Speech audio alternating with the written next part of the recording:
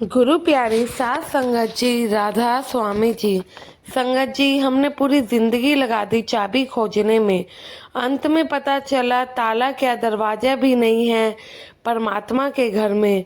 सात संगत जी, हम जो नाम के ये 5 शब्द दोहराते हैं, यह सिर्फ शब्द नहीं है। उन शब्दों में जो ताकत है वह बाबा जी की दया मेर से ही आती है।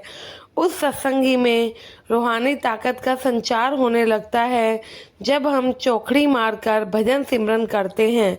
यह सिमरन कहीं आसमान में गायब नहीं हो जाता, यह तो वहाँ पर सुना जाता है। जो भी सत्संगी सिमरन के लिए बैठता है उसकी हाजिरी ज़रूर लगती है और वह उसके लेखे में लिखा जाता है। अगर कोई सत्संगी 1 मिनट भी भजन सिमरन करता है वह भी उसके लेखे में लिखा जाता है। ऐसे ही हमारी सेवा भी हमारे लेखे में ज़रूर लिखी जाती है।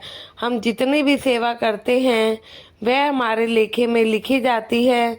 जैसे जैसे हम किसी गरीब की मजदूरी नहीं रखते, वैसे ही सद्गुरु हमारी सेवा का कभी भी हक नहीं रखते, हमें कई गुना उससे ज़्यादा बढ़ चढ़ कर देते हैं।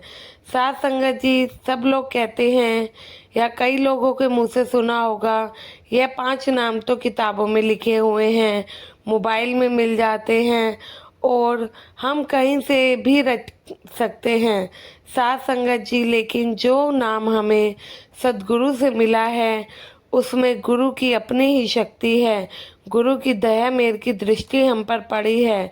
अपनी पावर उन शब्दों में गुरु डाल देते हैं, लेकिन जो गुरु की रहमत होती है वह हमें गुरु के मुख द्वारा दिए गए लफ्ज़ों से ही होती है। गुरु की दया मेहर उन 5 लफ्ज़ों से भरी हुई है। जैसे बंदूक के बिना गोली, अगर हम किसी को मारेंगे तो उसका उस आदमी पर कोई असर नहीं होगा। अगर वही गोली हम बंदूक में डालकर चलाएं तो उसका उस पर बहुत असर होगा। वैसे ही अगर नाम अपने संत महात्मा गुरु से मिला है, उसी नाम का ही असर होगा। गुरु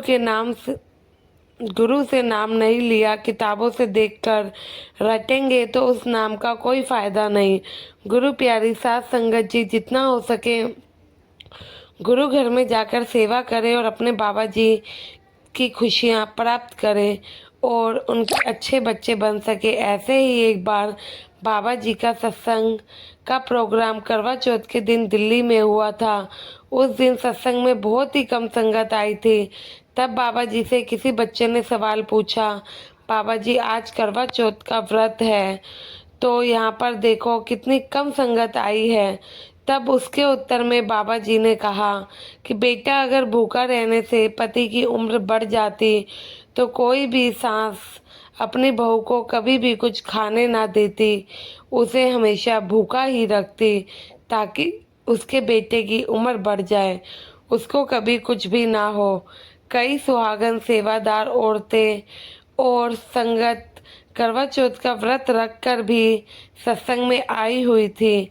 बाबा जी के मुख से यह बातें सुनकर उन्होंने लंगर खा लिया कि हमारे भूखे रहने से अगर हमारे पति की उम्र नहीं बढ़ेगी तो हम भूखे क्यों रहे। कई औरतों ने पैक लंच लेकर खा लिया, किसी ने बर्गर खा लिया। तो बाबा जी कहते हैं, हमारे पैदा होते ही हमारे मरने का समय तय होता है। जितनी सांसें हमें मालिक ने दी है वह सब गिनती की होती हैं। एक भी सांस ना कम होगी ना ज़्यादा होगी।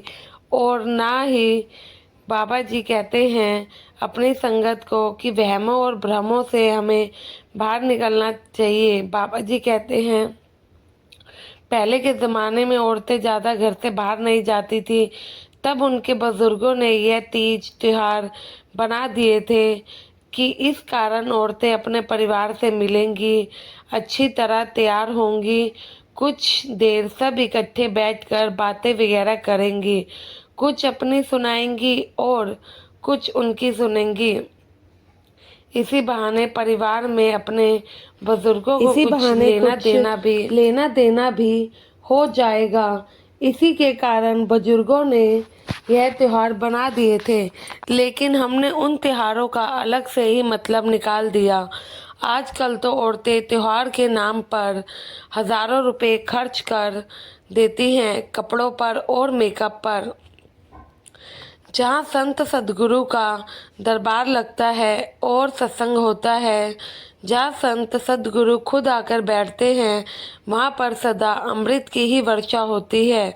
जो लोग शब्द सूरत के घाट पर नहीं पहुँचे, उनको इसकी कोई खबर नहीं होती, वरना सत्संग तो वह अमृत है, संतों के संग का फल है और फायदे और महिमा का वर्णन नहीं किया जाता। यहाँ बाबा जी फरमाते हैं, सत्संग में चाहे तुम पर सद्गुरु की दृष्टि पड़े या ना पड़े, चाहे वह तुमको देखे या ना देखे, मगर तुम उनको देखो, दर्शन करो और उनके सत्संग में हाजिरी लगाओ। अगर संत सद्गुरु के निकट रहने का मौका ना भी मिले, दूर रहते हो, तो भी अपने अंतर में संतों के निजी रूप यानी शब्द की धारा बहती रहनी चाहिए। उनसे मेल मिलाप करना ही आंतरिक सत्संग है। अगर बाहर से सद्गुरु के दर्शन नहीं होते तो उन्हें अपने अंदर ढूंढो। सद्गुरु हर समय हमारे अंदर ही हमारा इंतज़ार कर रहे हैं। वह तो बाहें पसार कर खड़े हैं, हम ही हैं जो कुछ करते ही नहीं। जिस दिन हम अंदर से पहचानेंगे, अंदर पहुँचेंगे, तो सद्गुरु हमें अपने गले से लगा लेंगे। आप जितना ज़्यादा सिमरन करेंगे, आप उतना ज़्यादा ऊंचा चढ़ते जाएंगे और प्यारे सद्गुरु जी के निकट भी पहुंच जाएंगे। जब आप रोज़ रोज़ दरवाज़ा खटखटाएंगे तो सद्गुरु को अवश्य ही वह दरवाज़ा खोलना पड़ेगा। इसलिए सिमरन में लगे रहें और बाबा जी के कहे अनुसार 24 घंटों में से अपने 2.5 घंटों को पूरा समय भजन सिमरन को दे, बाकी सब बाबा जी पर छोड़ दे। जो करना है सद्गुरु जी ने ही करना है। हमें जो काम मिला है हम अपना काम करें तो सद्गुरु भी अवश्य अपना काम करेंगे। इसी के साथ आपसे विदा लेते हैं। साथ संगत जी, आशा है आपको ये साखी अच्छी लगी होगी। विनती है कमेंट में राधा स्वामी ज़रूर लिखिएगा और अपने चैनल को सब्सक्राइब करके चैनल का हिस्सा ज़रूर बने जी। गुरु प्यारी साथ संगत जी।